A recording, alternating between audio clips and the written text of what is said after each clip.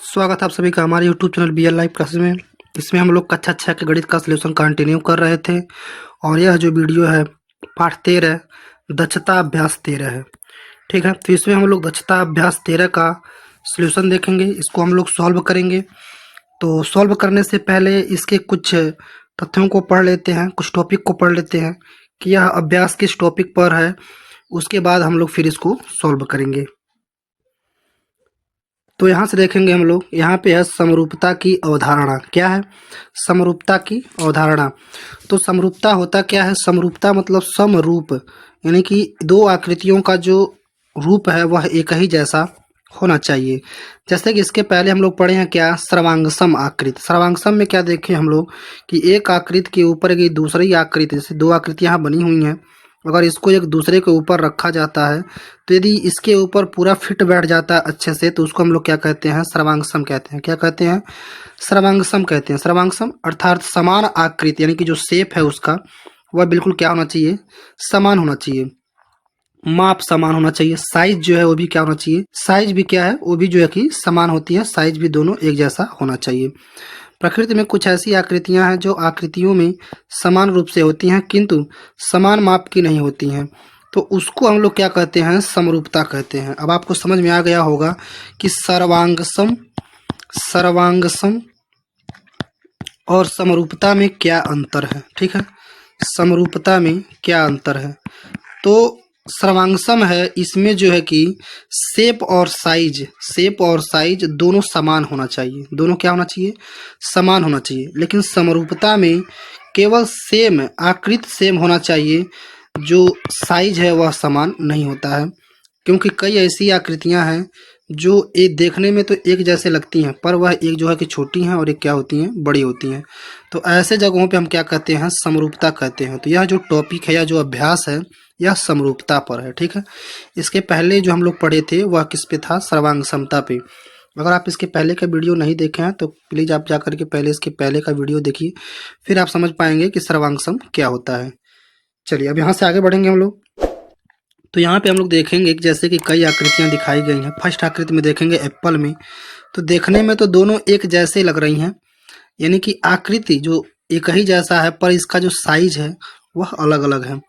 ऐसे हम लोग यहाँ पे सेकंड वाले में देखेंगे कि दो पेंसिल, तो देखने में तो लग रहे हैं जैसे एक ही जैसे हैं, पर इसका जो साइज है वह क्या है? अलग अलग है। बॉल में भी उसी प्रकार से है, देखने में एक जैसे पर साइज अलग अलग। यहाँ पे कैन है, डिब्बा लिया गया है, तो इसमें भी देखेंगे कि शेप तो जो है कि आकृति एक ही जैसा है, पर इसका साइज जो है कि अलग अलग है। तो इसमें हम लोग क्या सीखे? तो ऐसी आकृतियां जो रूप में समान हो, किसमें समान हो? रूप में समान हो, वह समरूप आकृतियां, जिसको हम लोग सिमिलर शेप कह सकते हैं। ठीक है, या इसको क्या कहते हैं? समरूपता कहते हैं। क्या कहते हैं इसे? समरूपता।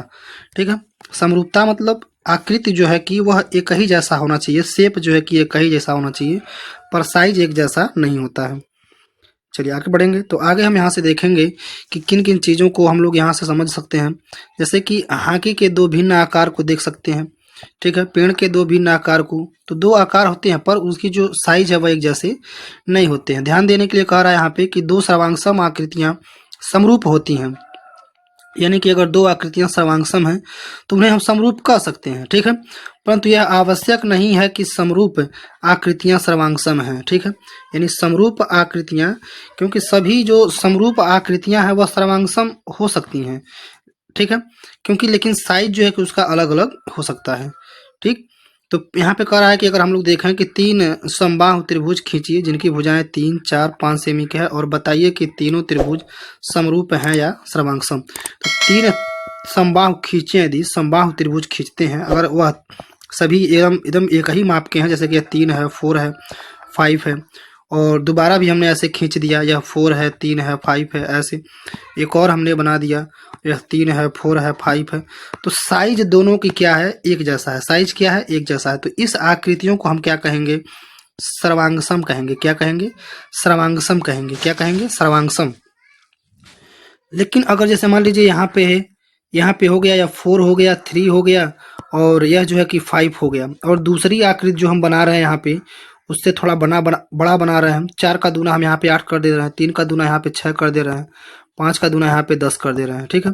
तो इस तरह से तो यह दोनों देखने में तो एक जैसे ही लगेंगे, लेकिन इनका जो साइज है वो क्या है, अलग अलग है। तो इन्हें क्या कहेंगे हम, इन्हें हम क्या कहेंगे, समरूप कहेंगे। क्या कहेंगे, समरूप कहेंगे। क्या कहेंगे, इन्हें समरूप कहेंगे। अब आपको क्लियर हो गया होगा कि सर्वांगसम और समरूप क्या है, ठीक है।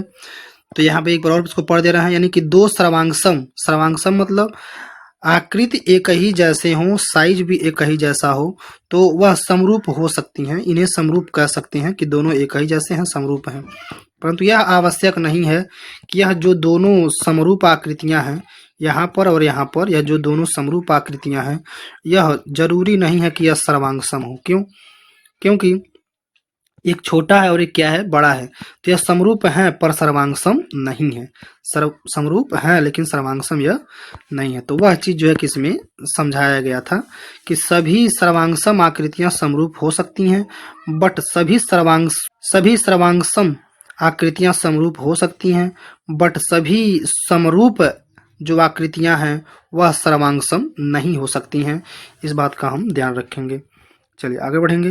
तो आगे अब हमारा शुरू हो जाता है यहाँ से अभ्यास। तो हम अपने अभ्यास को यहाँ से सॉल्व करेंगे। प्रश्न नंबर 1 कह रहा है कि त्रिभुज ए बी डी कहाँ पर है, ए बी डी, ठीक है। यह इसमें यह ए बी डी है और यह कहा जा रहा है, यह जो सिंबल है किसका सिंबल है, तो यह जो सिंबल है उस किसका सिंबल है, सर्वांगसम का। किसका सिंबल है, सर्वांगसम का। तो यहाँ पे सर्वांगसम कौन सा त्रिभुज है, सी डी बी। कौन सा, सी डी बी। यहाँ पे इस त्रिभुज को कहा जा रहा है कि यह क्या है, सर्वांगसम है, ठीक। तो अब जो है कि हम देखेंगे कि निम्नलिखित के जो है कि हमें उत्तर देना है। विकल्प यहाँ पे पूछा गया है। पहला कह रहा है कि कोण ए का संगत कोण है। अब कोण ए यहाँ पर है, तो कोण ए का संगत कोण क्या होगा, कोण सी। क्या होगा, कोण सी। तो ऑप्शन नंबर तीसरे पे जो है कि हम क्या करेंगे, टिक कर देंगे, ठीक है। तीसरे पे क्या कर देंगे, टिक कर देंगे। चलिए उसके बाद कह रहा है कि भुजा ए बी की संगत भुजा होगा। ए बी का नीचे अब इसका संगत भुजा यानी इसके जैसा भुजा क्या है, यहाँ पे डी सी है। क्या है, डी सी या सी डी भी कह सकते हैं। तो डी सी नहीं लिखा है, यहाँ पे सी डी लिखा है, तो सी डी पर हम टिक कर देंगे, ठीक है। तो सी डी पर हम इसको टिक कर देंगे, इसका यह हो जाएगा। चलिए उसके बाद से कह रहा है और तीसरा कह रहा है भुजा ए डी की संगत भुजा है। ए डी, तो आप देख पा रहे हैं ए डी यहाँ पे है, तो क्या हो जाएगा, बी सी। तो बी सी नहीं है, सी बी है, तो सी बी हम लिख सकते हैं। भुजा सी बी जो है कि इसका क्या हो जाएगा, सही ऑप्शन हो जाएगा, ठीक है। तीसरा में बी सी, बी सी भी पढ़ सकते हैं, मतलब इसको ऐसे बी सी भी कहें या सी बी भी कहें, कोई फर्क नहीं है। अब जो ऑप्शन में है उसी हिसाब से लगाएंगे। दोनों में से कोई है तो दोनों सही है। तो यहाँ पे सी बी है तो सी बी सही हो गया। चौथा में कह रहा है कि डी बी की संगत भुजा है। डी बी है कहाँ पे, यहीं पर है, तो इसकी संगत भुजा स्वयं है वह, ठीक है। डी बी का संगत भुजा डी बी, तो इसका भी ऑप्शन नंबर पहला ही क्या है, सही है। तो यह बहुविकल्पीय प्रश्न थे, यो फिगर देख करके हमें समझ करके इस पे लगाना था। तो यह हो गया प्रश्न नंबर 1 का उत्तर। आगे बढ़ेंगे, यहाँ से देखेंगे प्रश्न नंबर 2। प्रश्न नंबर 2 कह रहा है, इसको हम यहाँ से सॉल्व करेंगे। कहा जा रहा है कि कक्षा 6 के सभी विद्यार्थी 4 सेमी, 5 सेमी, 6 सेमी भुजा वाले एक त्रिभुज की रचना करते हैं, तो क्या बनने वाले सभी त्रिभुज सर्वांगसम होंगे। तो हम इसमें हल में करके देख सकते हैं। कक्षा 6 के जो बच्चे हैं, अगर वह त्रिभुज बना रहे हैं और माप एक ही है, 4 सेमी, 5 सेमी, 6 सेमी, ठीक है। तो 4 सेमी की दूरी करो ऐसे यहाँ पे ले लिए, ठीक। इसका नाम लिख दीजिए ए बी। नाम अभी बाद में लिख दे रहे हैं, पहले हम इसको बना लेते हैं ए बी। और प्रकार में दूरी लेना है। प्रकार में दूरी लेकर के यहाँ पे ऊपर चाप लगाना है। कितने का, जो आप जैसे मान लीजिए अगर यहाँ पर हम नीचे ले लिए 4 सेमी का, 4 सेमी का यहाँ पे ले लिए, तो हम 5 सेमी का चाप लगाएंगे, ठीक है। तो 5 सेमी का चाप लगा देंगे। तो यहाँ से अगर यह जो है कि 4 सेमी का है, इसका हम नाम ले दीजिए ए बी, ठीक है। तो 5 सेमी का जो है कि प्रकार में दूरी लेकर के हम ऊपर चाप लगाएंगे, ठीक। और यहाँ से जो है कि 6 सेमी का चाप लेके लगाएंगे। फिर दोनों को क्या करेंगे, हम आपस में मिला देंगे। जो यह जो तरीका है वह त्रिभुज बनाने का तरीका है, तो इसको हम यहाँ से क्या करेंगे, ऐसे मिला देंगे, ठीक है। तो यहाँ से जो है कि हम इसको इस प्रकार से मिला देंगे। तो अब जब मिला देंगे इसको, तो देखेंगे हम कि यह जो चाप था 5 सेमी का था और यह जो चाप था 6 सेमी का था, ठीक है। तो यह जो है कि 5 एक त्रिभुज बन गया। अब इसी साइज के सभी बच्चे क्या करेंगे, इसी साइज के त्रिभुज सभी बच्चे बनाएंगे, क्योंकि माप एक ही है। बस हो सकता है घुमा दें, 4 यहाँ कर दें, 5 यहाँ कर दें, 6 यहाँ कर दें। जैसे हम पहले 4 लिए हैं, हो सकता है कोई बच्चा पहले 5 ले ले, ठीक है। और मान लीजिए अगर अगला देखें तो हो सकता है कोई बच्चा नीचे पहले 6 ले ले, हैं 5 है इधर कर दे, 4 इधर कर दे, बस इतना ही करेगा बच्चा वो, ठीक है। यानी कि आप इतना ही कर सकते हैं कि मतलब केवल आकृति आप बदल सकते हैं। नीचे जो है कि 5 है तो आप 4 कर सकते हैं, 6 कर सकते हैं, इस तरह से केवल इतना ही चेंजिंग होगा। लेकिन जो माप है वह माप कभी बदलेगा नहीं, माप हमेशा उतना ही रहेगा। अगर इसको हम काट करके ट्रेसिंग पेपर पे तीनों को एक दूसरे के ऊपर रखें घुमा करके, तो देखेंगे कि तीनों बराबर होंगे। तो यहाँ पे लिखा गया है कि त्रिभुज सर्वांगसम होंगे, तो हम उत्तर में लिखेंगे हाँ, यह त्रिभुज क्या होंगे, सर्वांगसम होंगे। यही क्या हो जाएगा, इसका आंसर हो जाएगा, यह त्रिभुज सर्वांगसम होंगे, ठीक है। आप समझ सकते हैं कि अगर एक ही साइज के हैं, क्योंकि साइज क्या है इसमें इक्वल है, और सर्वांगसम में हम लोग पढ़े हैं कि इसमें साइज मायने रखता है, साइज सबसे मेन है, ठीक है। आकृति एक जैसे हो सकते हैं लेकिन साइज जो है किसका इंपॉर्टेंट है। तो साइज अगर एक जैसा है तो हम उसे क्या कहेंगे, सर्वांगसम। बट साइज अगर एक जैसा नहीं है तो उसे क्या कहेंगे, हम समरूप कहेंगे। चलिए आगे बढ़ेंगे, आगे देखेंगे हम यहाँ से क्वेश्चन नंबर 3। क्वेश्चन नंबर 3 में कहा जा रहा है कि त्रिभुज ए बी सी समरूप है, सर्वांगसम है किसके, त्रिभुज पी क्यू आर की, जिसमें जो है कि बी डी और 3.2, ए बी और बी सी जो है कि 5 सेमी और सी ए जो है कि 7 सेमी। तो त्रिभुज पी क्यू आर की भुजाओं का माप बताइए।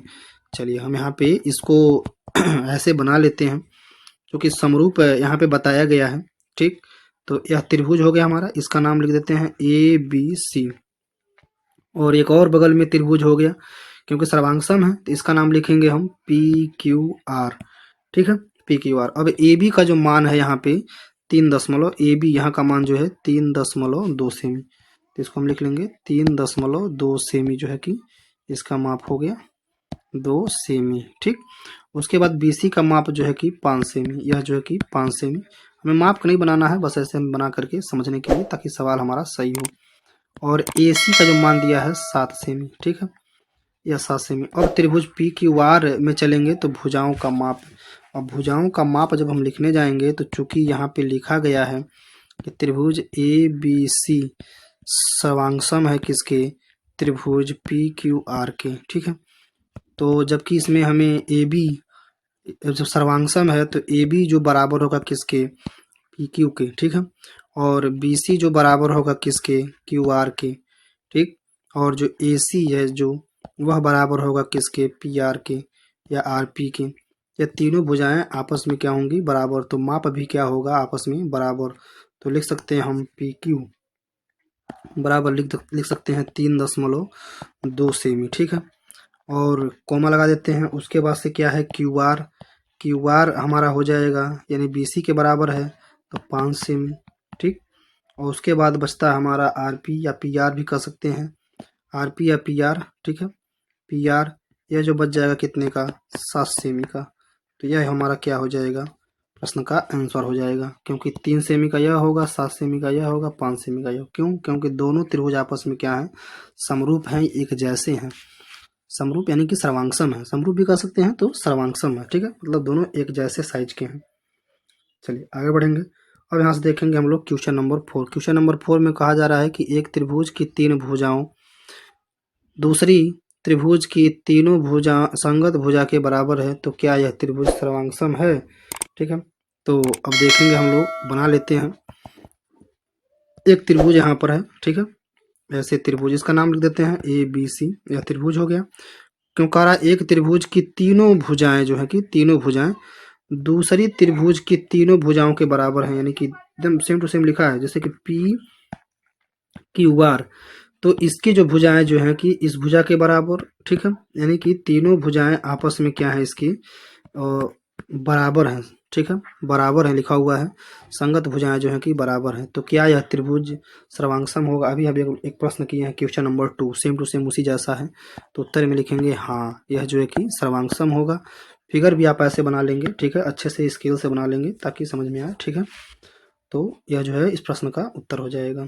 चलिए आगे बढ़ेंगे। अब हम देखेंगे क्वेश्चन नंबर 5। यहाँ से है क्वेश्चन नंबर 5। क्वेश्चन नंबर 5 में कहा जा रहा है कि एक त्रिभुज के तीनों कोण दूसरे त्रिभुज के तीनों कोण के बराबर हैं, तो क्या यह सदैव यहाँ सब लगा दिया है। तो हल में हम देख सकते हैं, हम आपको यहाँ पे बना के भी दिखा दे रहे हैं।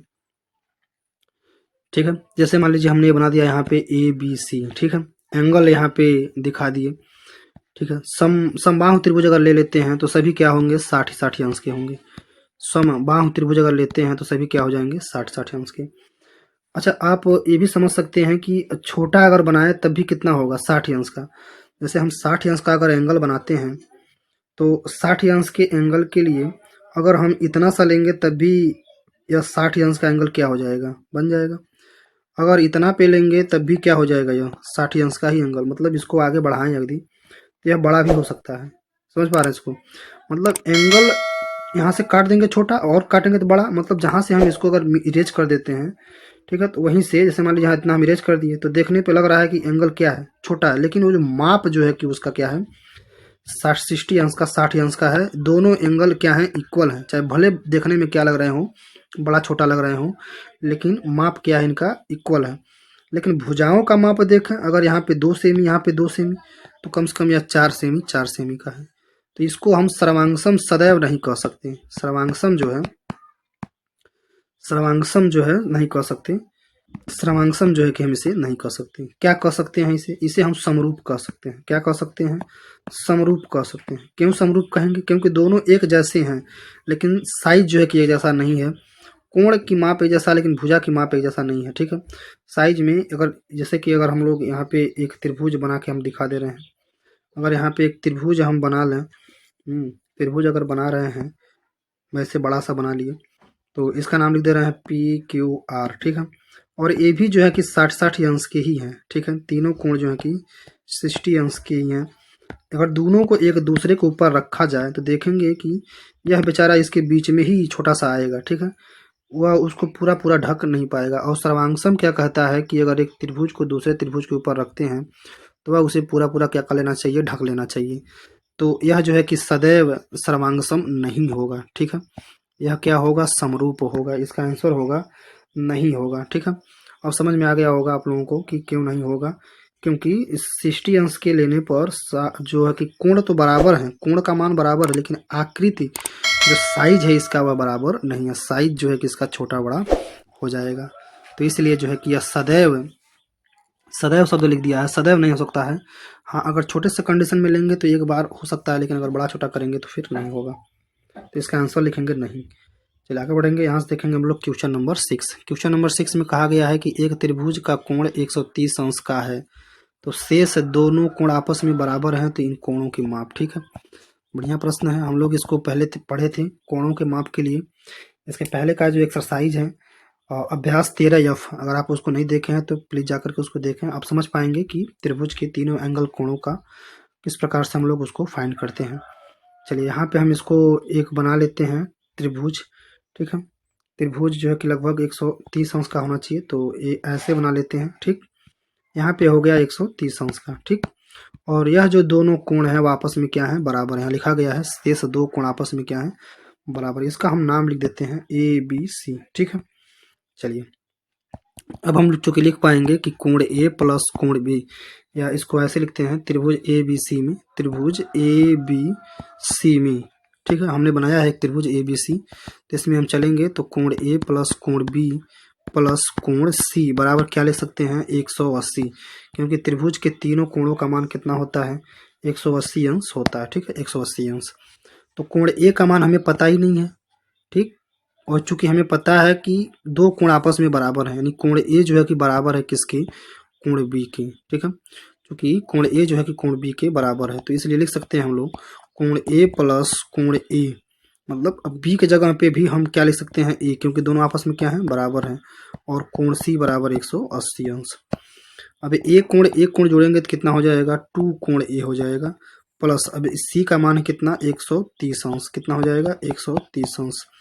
अब जो है कि 2 कोण A लिखेंगे हम, तो लिखेंगे 180 माइनस 130, ठीक है। अब 2 कोण A बराबर हम घटाएंगे तो कितना बचेगा, 50 अंश। जब हम लिखेंगे यहाँ पे कोण A बराबर, तो लिखेंगे 50/2, यह 2 जो है कि बटे में चला जाएगा, यानी कोण A बराबर लिखेंगे तो कितना आ जाएगा, 25 अंश, ठीक है। क्योंकि हम जानते हैं कि कोण A बराबर है किसके, कोण B के, तो दोनों का मान कितना हो जाएगा, 25-25 अंश का हो जाएगा। तो इसका आंसर कितना हो जाएगा, 25 25 अंश कितना हो जाएगा 25 25 अंश। ठीक है, तो यह हो गया क्वेश्चन नंबर 6 का आंसर। आगे बढ़ेंगे। अब हम यहाँ से देखेंगे क्वेश्चन नंबर 7। क्वेश्चन नंबर 7 कह रहा है कि एक समकोण त्रिभुज के दो कोण बराबर हैं। समकोण त्रिभुज है, दो कोण क्या है बराबर हैं, तो दोनों कोण कितने कितने अंश के होंगे। बिल्कुल उसी प्रकार से प्रश्न है ये भी। तो हम यहाँ पे एक त्रिभुज बना लेते हैं। ठीक है, इस तरह से त्रिभुज हो गया। तो समकोण है, तो समकोण का माप आपको पता होगा कि समकोण किसे कहते हैं 90 अंश। और यह जो दोनों कोण हैं यह आपस में क्या है बराबर हैं। तो उसी प्रकार से सेम टू सेम उसी प्रकार से हम लगा दे रहे हैं। इसको लिखेंगे त्रिभुज ए बी सी में। ठीक है, तो ए बी सी में चलेंगे तो लिखेंगे कोण ए प्लस कोण बी प्लस कोण सी बराबर 180 अंश। और चूंकि यहाँ पे हम जानते हैं कि कोण ए और प्लस कोण बी जो है कि आपस में क्या है बराबर है, क्या है बराबर। तो हम यहाँ पे बराबर दिखाएंगे, या दोनों क्या है आपस में बराबर। तो इसलिए हो जाएगा कोण ए प्लस, अब कोण बी के जगह में भी हम कोण ए लिखेंगे प्लस कोण सी का मान कितना हो जाएगा 90 अंश बराबर 180। ठीक है, 90 अंश बराबर 180। तो ए कोण कितना हो जाएगा 2 कोण ए हो गया। ठीक है, और 180 माइनस 90 उधर पंचांतर करेंगे तो 2 कोण ए बराबर कितना हो जाएगा 90 अंश। जब कोण ए का मान हम निकालेंगे तो हो जाएगा 90/2। तो कोण ए का जब मान निकालेंगे तो कितना हो जाएगा 45 अंश। कितना हो जाएगा 45 अंश। अब चूंकि कोण ए जो है कोण बी के बराबर है तो दोनों का भी मान कितना हो जाएगा 45 45 अंश। ठीक है, यानी कोण ए बराबर भी 45 अंश और कोण बी बराबर भी 45 अंश। तो इसका आंसर हो जाएगा 45 45 अंश। ठीक है, चलिए आगे बढ़ेंगे। अब देखेंगे हम यहाँ से क्वेश्चन नंबर 8। तो यहाँ पे क्वेश्चन नंबर 8 है, कहा जा रहा है कि पार्श्व चित्र में बिंदु डी ई त्रिभुज ए बी सी की भुजा ए बी और ए सी पर इस प्रकार स्थित है कि डी ई बी समांतर है किसके बी सी के, यानी यह जो है कि समांतर है किसके नीचे वाले के। तो कोण बी बराबर 30 अंश, कोण ए बराबर 40 अंश। तो एक्स वाई जेड का जो है कि हमें मान ज्ञात करना है। तो हल में हम यहाँ लिख दे रहे हैं हल में। ठीक, हल में अब फिगर आप देख पा रहे हैं फिगर में किस तरह से बना हुआ है। तो अब दोनों त्रिभुज आपस में क्या होंगे समरूप होंगे। क्या होंगे समरूप होंगे। और जब दो त्रिभुज आपस में समरूप होंगे, मैं इसको यहाँ बाहर बना के दिखा दे रहा हूँ। जैसे छोटा वाला त्रिभुज अगर बनाएंगे तो इस तरह से इस तरह से बनेगा यहाँ पे। तो यह हो जाएगा ऊपर यहाँ पे 40 अंश। ठीक है, इसका नाम ए और इसका नाम डी और यहाँ से हो जाएगा इसका नाम ई। ठीक है, ई हो गया यह। तो यहाँ पे लिखा गया क्या जेड और यहाँ पे लिखा गया क्या यक्स। ठीक, अगर पूरा अच्छा बड़ा वाला बनाए बिल्कुल बड़ा वाला, तो बड़ा वाला बनाएंगे तो बड़ा वाला ऐसे बनेगा। ठीक है, तो यहाँ पे हो जाएगा क्या वाई और यहाँ पे हो जाएगा क्या 30 अंश और यहाँ पे हो जाएगा बी और यहाँ पे हो जाएगा सी और यहाँ पे हो जाएगा ए। ठीक है, हम केवल निकाल के इसको अलग अलग कर रहे हैं ताकि आपको समझ में आए किस तरह से यह हो रहा है। ठीक है, ऐसे है। अब चूंकि दोनों त्रिभुज को हम लोग क्या समरूप लिख सकते हैं, समरूप लिख सकते हैं। ठीक है, लिख सकते हैं त्रिभुज ए बी सी में ए बी सी में देखेंगे तो जो है कि डी ई जो है कि समांतर है किसके, समांतर है किसके बी सी के। ठीक है, समांतर है किसके बी सी के। तो यहाँ हम लोग देख रहे हैं कि त्रिभुज ए बी सी में जो है कि डी ई समांतर है किसके बी सी के। ठीक है, तो दोनों समांतर है तो दोनों त्रिभुज क्या है आपस में समरूप। हम लिख सकते हैं कि त्रिभुज ए डी ई तथा त्रिभुज ए बी सी क्या है समरूप है, क्या है समरूप है। ठीक है, समरूप है। इतना हम जान गए कि दोनों क्या है समरूप है। तो जब दोनों समरूप हैं तो हम लिख सकते हैं कि कोण बी जो बराबर होगा किसके कोण डी के। ठीक है, कोण डी के। तो कोण डी का मान यक्स है, यानी यक्स का मान कितना आ जाएगा यहाँ पे 30 अंश। कितना आ जाएगा 30 अंश। अब हम लिखेंगे क्या त्रिभुज ए बी सी में चलेंगे, ए बी सी में। ठीक है, एक बार और चलेंगे और कोण ए प्लस कोण बी प्लस कोण सी बराबर कितना हो जाएगा 180 अंश। तो कोण ए का मान कितना है 40, कोण बी का मान है 30 और कोण सी का मान हमें नहीं पता। तो कोण सी का मान हम यहाँ से ज्ञात कर लेंगे। ठीक है, तो कोण सी का मान आप ज्ञात करेंगे तो कोण सी में देखेंगे तो इसको जोड़ेंगे कितना हो जाएगा 70 अंश प्लस हो जाएगा कोण सी बराबर 180। तो अब हम देख सकते हैं कि कोण सी बराबर 180 माइनस 70। तो कोण सी बराबर आ जाएगा कितना 110 अंश। कितना आ जाएगा? 110 अंश। अब कोण सी का मान आ गया, तो अब चूंकि दोनों समरूप हैं तो कोण सी बराबर होगा किसके? कोण ई के। ठीक है, तो कोण सी का मान 110, तो कोण ई का भी मान कितना हो जाएगा? 110। ठीक, अब इस प्रकार से हम यहाँ पे लिख दे रहे हैं। जो थोड़ा सा चीज़ें बचा है, क्या क्या बचा है, तो यहाँ पे हम लिखेंगे। तो अब देख लगते हैं कि कोण यक्स, कोण जो यक्स का मान आ गया, कितना आ गया? कोण यक्स यानी कि कोण डी। तो कोण यक्स यानी कि कोण डी का मान यहाँ पे लिखा गया था। कोण डी का मान जो है कि यहाँ पे, और एक जो है कि मान जो है कि लिखा गया है यहाँ पे।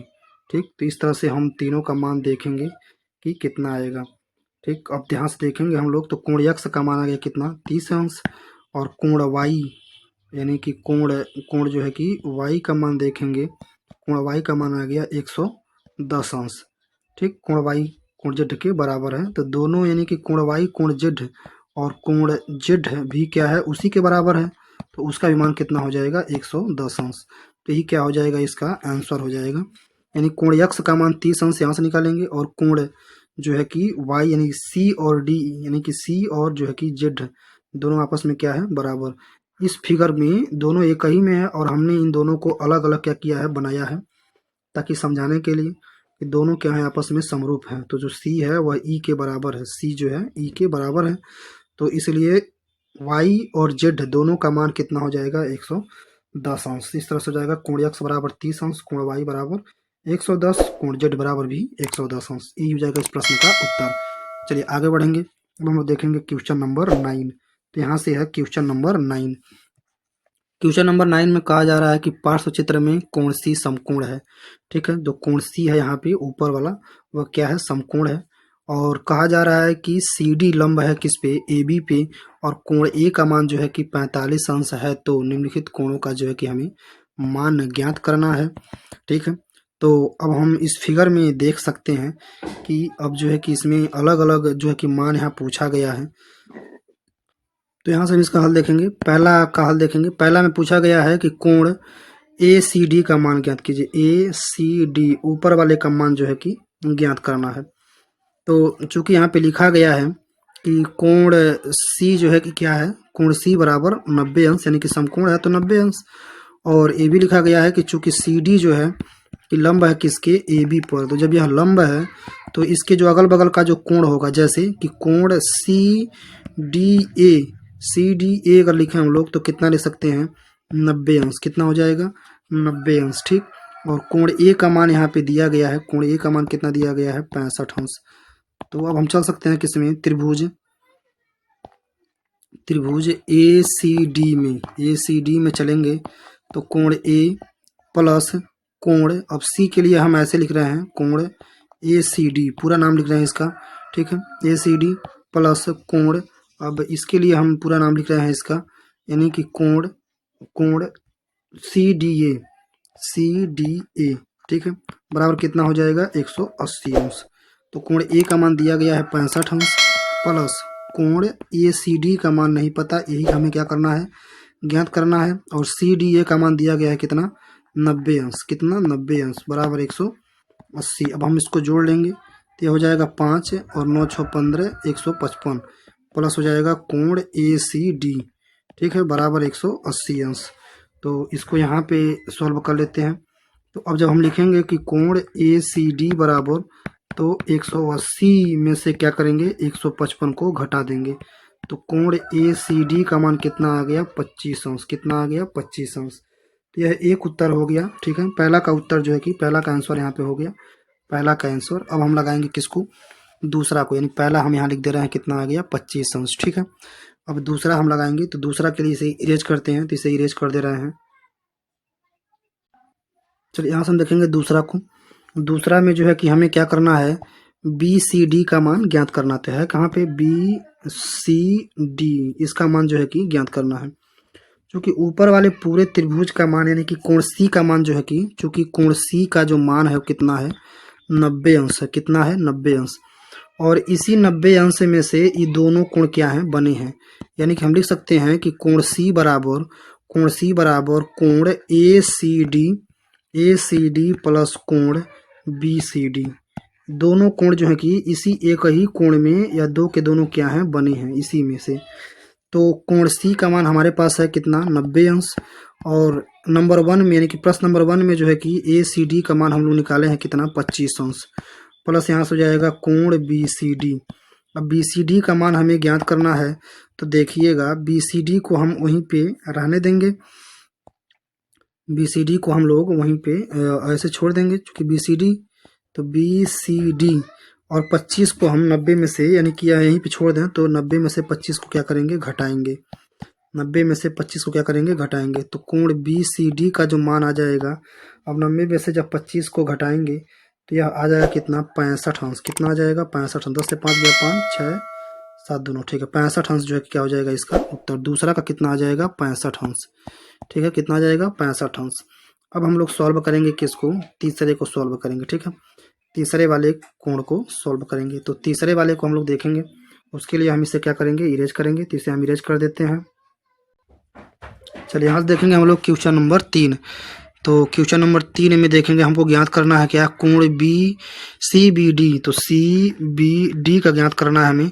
तो चूंकि हमें पता है कि कोण बी सी डी बराबर कितना है 65 अंश, ठीक। और यह जो है कि यहाँ पे क्या है लंब है, और चूंकि जो है कि सी डी जो है कि लंब है किस पे ए बी पर, ठीक है। तो जब लंब है तो हो जाएगा यानी कि बी डी सी, कोण बी डी सी बराबर कितना हो जाएगा 90 अंश, ठीक है। तो इसलिए हम चल सकते हैं, अब अगर त्रिभुज का नाम लिखें त्रिभुज बी डी सी में चलेंगे तो हो जाएगा कोण बी को अकेले लिखते हैं, बी को या पूरा लिख देते हैं। कोण बी को लिखेंगे तो कोण सी बी डी प्लस कोण बी डी सी प्लस कोण और बी सी डी बराबर कितना हो जाएगा 180 अंश। तो अब हमारे पास सी बी डी मतलब इसी कोण को लिखे हैं, यहाँ पे इसको लिखे हैं, ठीक है। या इसको हम दिखा दे रहे हैं करके कहाँ कहाँ लिखे हैं। चलिए इसको पहला लिखे हैं क्या सी बी डी, तो देखेंगे तो सी यहाँ पर है, बी यहाँ पर है, डी यहाँ पे है, इस कोण का नाम लिखे हैं, ठीक। उसके बाद से जो है कि लिखे हम क्या बी डी सी, तो बी यहाँ पर है, डी यहाँ पर है, सी यहाँ पर है, इस कोण को लिखे हैं, ठीक। तो उसके बाद से हम लिखे हैं कौन सा कोण, तो उसके बाद से हम लिखे हैं क्या बी सी डी, तो ये क्या है बी सी डी, इस कोण को, तीनों कोणों को हमने क्या किया वहाँ पे लिखा हुआ है। तो अब इसमें मान भर देंगे, तो इसका मान जो है कि हमारे पास नहीं है, इसी को हमें ज्ञात करना है। और बी डी सी, तो यहाँ पे बी डी सी कितना है 90 अंश है, कितना है 90 अंश, प्लस यहाँ है बी सी डी, तो बी सी डी कितना हो गया 65 अंश, ठीक है बराबर हो गया 180 अंश। तो अब यहाँ से कोण सी बी डी बराबर हो जाएगा, अब इसको हम एक या पहले जोड़ लेते हैं फिर हम इसको पंचांतर करेंगे। तो जोड़ेंगे तो हो जाएगा 5 9 6 15 155 अंश, ये हो गया बराबर हो जाएगा 180। अब हम लिखेंगे कोण सी बी डी बराबर हो जाएगा क्या 180 माइनस 180 माइनस देखेंगे हम 180 माइनस 155, ठीक है 155। तो अब हम यहाँ ये ऊपर लिख देते हैं, यहाँ लिख देते हैं, तो अब यहाँ से हो जाएगा कोण सी बी डी बराबर हो जाएगा 180 से 55 घटाएंगे कितना बचेगा 25 अंश। तो यह 25 अंश क्या हो जाएगा तीसरा का उत्तर हो जाएगा, कितना हो जाएगा 25 अंश, ठीक है। तो इसका हो जाएगा, यह हो जाएगा 25 अंश इसका उत्तर। तो यहाँ पे तीनों प्रश्नों का उत्तर